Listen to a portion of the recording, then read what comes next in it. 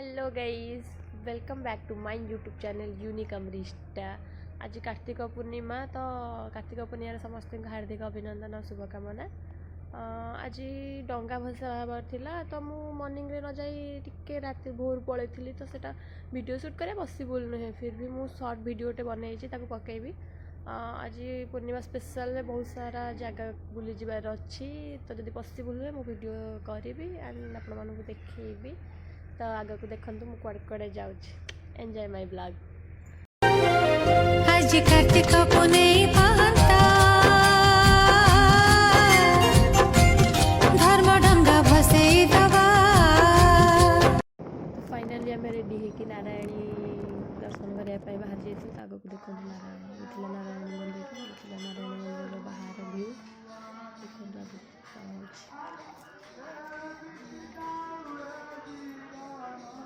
पूर्णिमा आज सब मंदिर बहुत भीड़ थिला, से दर्शन करने को भी बहुत लेट हो जाता मोर। तो देखो केमती दर्शन छुआ आमर फोटो शूट कर व्यस्त अच्छी।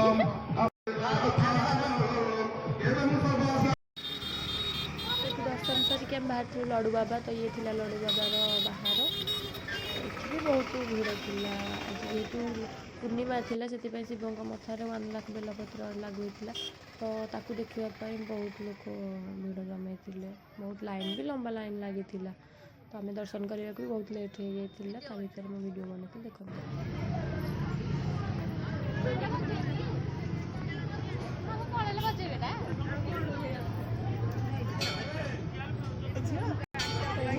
हठात आसी मत कहले फोटो क्लिक करने फोटो क्लिक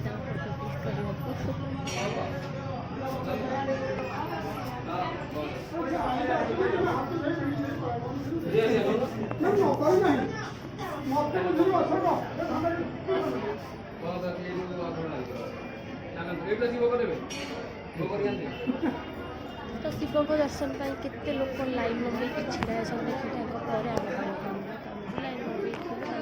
मंदिर पूरा गहली।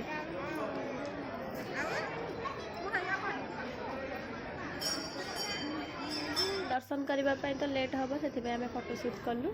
देखु सान भाई मो फोटो उठे देन मु भी फोटो तार क्लिक करी।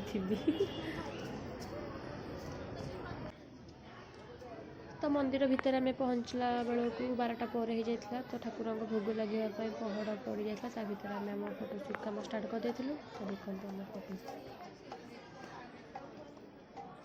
जेहेतु मंदिर गहली थी से फोटो शूट कर बहुत प्रोब्लेम होता। फोटो शूट कला किए ना कि सामना को पड़ा तो से भी बहुत लेट हो जाता। देखो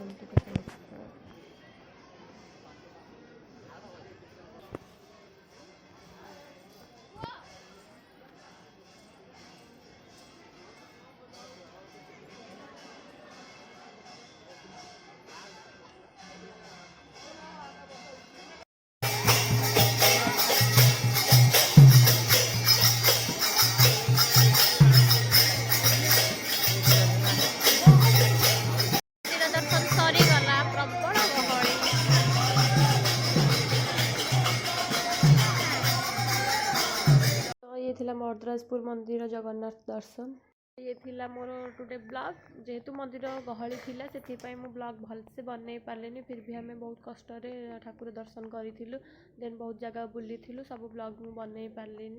तो एतिकी मो ब्लॉग शेष करुँची। जदि मो ब्लॉग भल लगी था लाइक शेयर कमेंट करते, सब्सक्राइब करने को भूलिए ना।